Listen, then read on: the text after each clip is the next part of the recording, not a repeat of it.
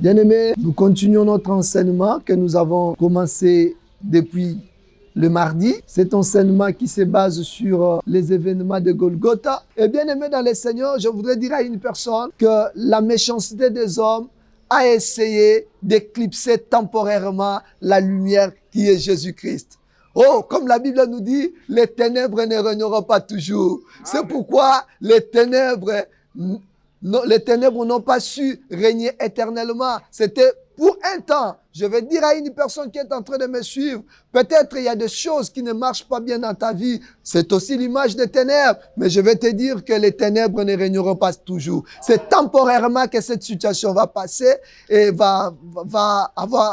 se passera temporairement et il y aura l'apparition de la lumière, c'est-à-dire l'œuvre de Dieu va continuer dans ta vie. La Bible nous dit dans 2 Corinthiens 5, verset 21, que Jésus-Christ était devenu péché.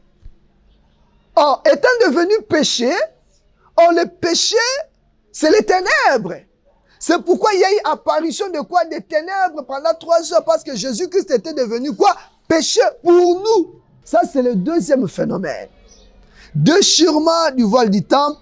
Là, nous le voyons toujours dans le livre de Matthieu, au verset 51. Dans l'ancien temps, il y avait le tabernacle qui avait 3 parties. Il y avait la partie qu'on appelle le parvis extérieur, où tout le monde pouvait venir. Et dans le parvis extérieur, nous avons l'autel d'Holocauste. Et dans l'autel d'Holocauste, c'est là qu'on sacrifiait les animaux et qui représente la croix. Alléluia. Et les sacrifices qu'on y mettait chaque fois sur l'autel de l'Holocauste représentait Jésus-Christ qui a été sacrifié à notre place. Alléluia. Dans le lieu très saint, seuls les souverains, les sacrificateurs pouvaient entrer. Il y avait aussi le lieu très saint. Et le lieu très saint qu'on appelait aussi le Saint des Saints. Et entre les lieux saints et les lieux très saints ou les Saints des Saints, il y avait un voile qui séparait. Et c'est ce voile-là qui a été déchiré lors de la crucifixion de Jésus sur la croix. Alléluia. Amen. Ce voile-là a été déchiré.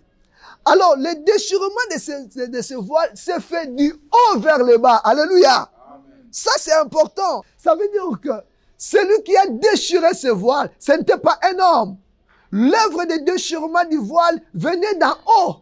C'était l'œuvre divine. C'est Dieu lui-même qui avait décidé de déchirer ce voile. C'est pourquoi ça commençait par se déchirer du haut vers le bas. Ça veut dire que c'est Dieu qui avait décidé que ce voile-là soit déchiré.